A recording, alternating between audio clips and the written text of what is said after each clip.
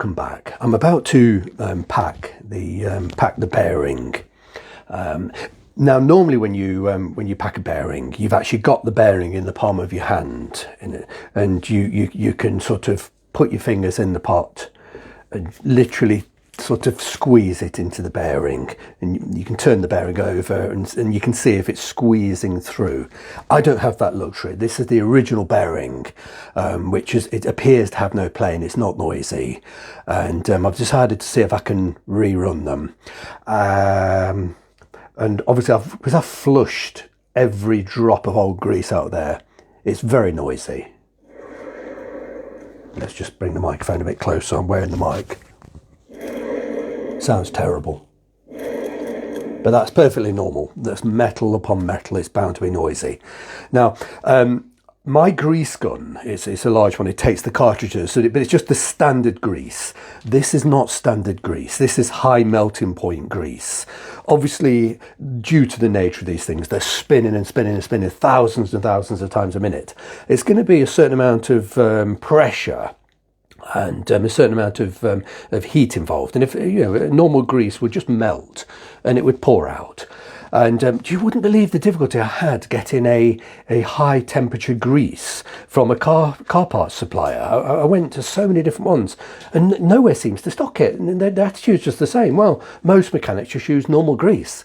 I bet they do. And I wonder if they use it on their own cars.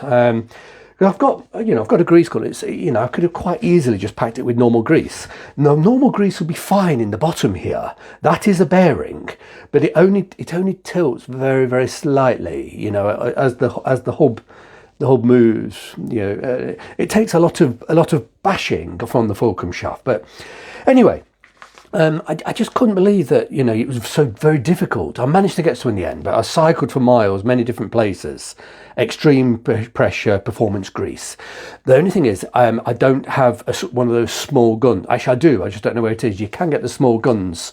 You pack it manually rather than the big guns that take a cartridge. So I'd come up with two ways. Like I say, a hose pipe just fits in there. And I thought, well, if I could use a spoon to sort of slowly pack the grease in, and then use a wooden spoon just as like a plunger and just force it, and obviously it would pop out. But then I've realised, hang on, that's going to take forever to pack. I'm actually going to try using a kitchen piping bag. This is the sort of thing you'd use for squeezing creamed potato onto a pie or icing on a cake. So let's see if I can. First of all, let's roll that back. I don't want to be I only really want the, I'm pretty sure I've seen this used in a kitchen before. My wife's a great cook. Now, of course, you don't want it all over there. I just want to try and pack the bottom of the bag. So let's see how successful this is. So let's take some grease. I think that'll be, now let's take a bit more. We can always clean the bag out. There we go. Let's see. And then roll the bag back carefully.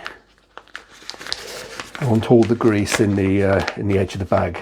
So of course this nozzle fits in there quite easily. And the other thing is, I'd have needed to operate the spoon and the hose. I needed two hands. One, I'd actually like a hand free as I'm squeezing to be able to turn the bearing. So the piping bag, the other method would have worked, but I think this will be more successful. Let's just, how do you do this? There we go. It's just, I've never actually used one before, even though I've seen them used. Let's just, there we go. A piping bag, eh? Here we go. There we go. Let's just push that in there. And I'm trying to make sure that none comes up the neck of the bag the wrong way. So let's just start spraying this in. And I'll turn the, yeah, it's going in all right. Whoop. Let's just turn the bearing. Gosh, yeah, it's going in. So it's taking quite a lot. As you would imagine, it's bone dry. Just squeeze and turn. Whoop, it's coming out of the neck. I don't know if that's. Well, that's certainly stiffened up. It's a bit noisy. Oh, it's noisy because it's on these and it's vibrating through the wooden surface. Okay, let's just turn it over and have a look on the inside, see if...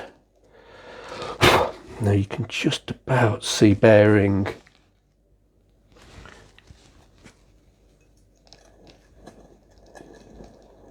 No, that's quite dry.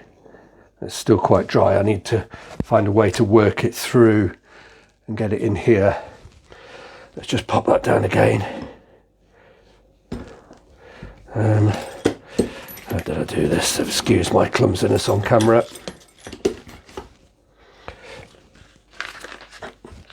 Okay, let's just...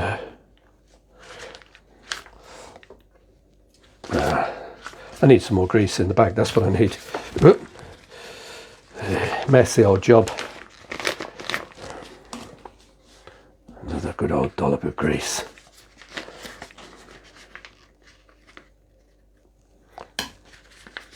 Yeah, you get the idea. It's quite a potentially messy job.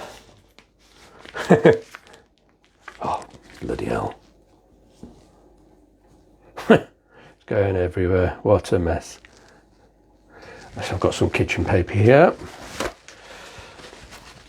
Okay. I need to push the nozzle quite far in. Oh, that's got air in it, no wonder. Okay, let's have another go. What I'm trying to do is get the bearing to drag the grease. I don't really want at this stage to see it squirting backwards. I'm just trying to get the bearing to pull the grease in.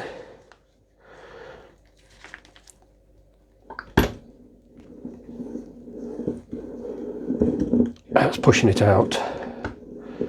Okay, I think we'll stop there. Let's just wipe that off. And I'll do my best if we can turn it over. Ah, that's brilliant. Now then, look at this. We've got grease squirting out of the inside, which is fantastic. Absolutely fantastic. We can be quite confident, and it's gone round in a full circle. I can be fairly confident that's very well packed.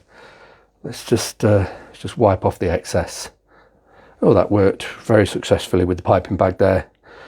I shall keep that piping bag with my greasing apparatus. I'll certainly be using that again.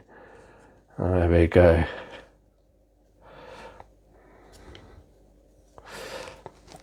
Oh, that's brilliant.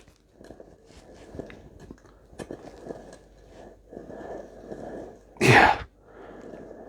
Oh, that's great.